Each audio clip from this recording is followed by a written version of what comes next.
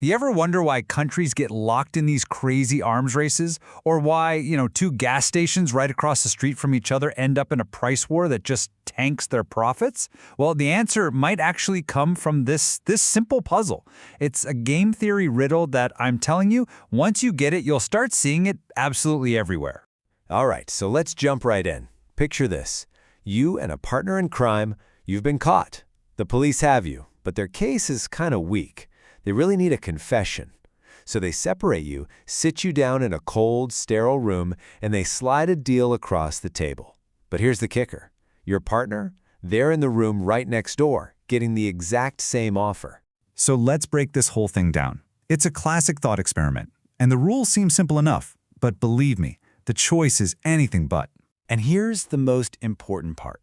You are totally isolated. You can't talk to your partner, you can't plan, you can't coordinate, you can't send a secret knock through the wall, nothing. Your fates are completely linked, but you have to make this call all on your own. Okay, this is where it starts to get really interesting and a little twisted. Because your brain, your logic, is telling you there's got to be a single best move, right? But the whole point of this dilemma is to show you how being perfectly rational as an individual can lead to a total disaster for everyone involved. So, you've basically got two moves you can make. Option 1, stay silent. You cooperate with your partner, putting your trust in them to do the same. Or option 2, you defect. You betray your partner, you sing like a canary, and you testify against them to get a better deal for yourself. Now, let's look at the consequences, because this is where the math gets messy. If you both cooperate, you both stay silent, you each get a light sentence, just 1 year. Not bad. But if you betray your partner while they stay loyal and silent, you walk free, 0 jail time. Awesome, right? But what if you both betray each other? Well, then you both get 5 years. It is a total minefield of trust and self-interest. So, let's really think this through from your perspective. Scenario 1, your partner stays silent. What should you do?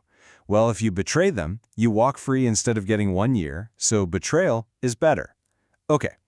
Scenario 2, your partner betrays you. Now what should you do?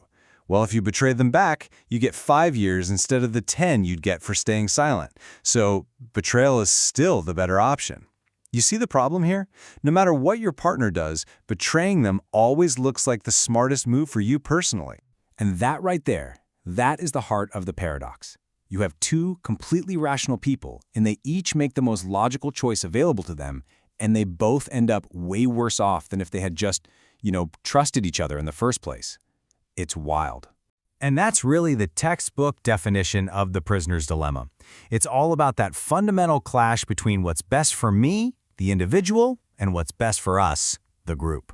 All right, so now let's zoom out. Because this isn't just a clever puzzle for a textbook. We're going to see how this simple idea becomes a powerful model for understanding, well, pretty much the entire world. Seriously, it's like a hidden code that runs underneath so much of what we see. It's playing out in politics, in business, in how we deal with the environment. Once you have the key to this thing, you'll see the game being played everywhere. Let's take the Cold War, for instance. A perfect, terrifying example.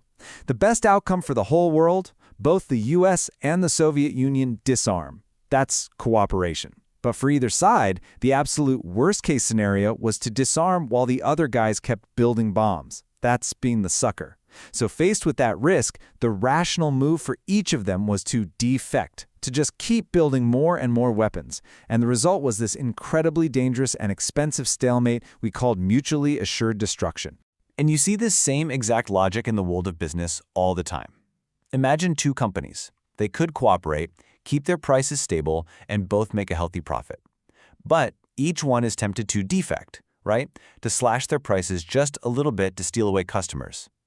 The problem is, when they both defect, they just start a race to the bottom, a price war that ends with both of them making almost no money. And then you get to the global scale. And honestly, climate change might be the biggest, most high-stakes prisoner's dilemma of them all.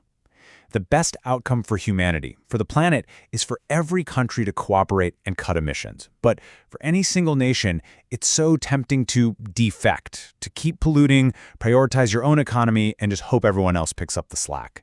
And when every country is tempted to think that way, well, We all lose. So yeah, this can all sound pretty bleak, can it? Like we're all just stuck in this trap, destined to betray each other.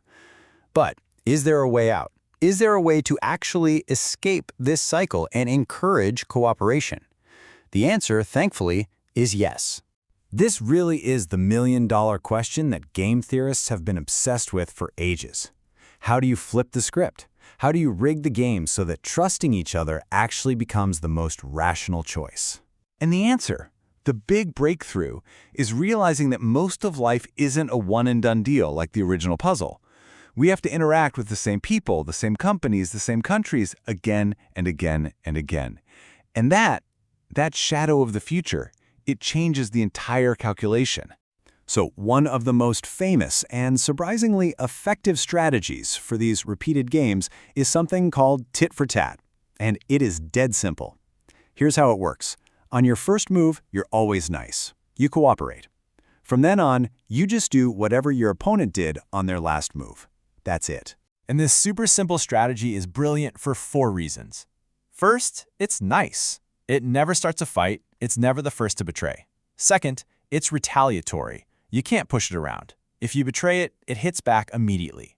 Third, it's forgiving. The second you go back to cooperating, it forgives you and cooperates right back.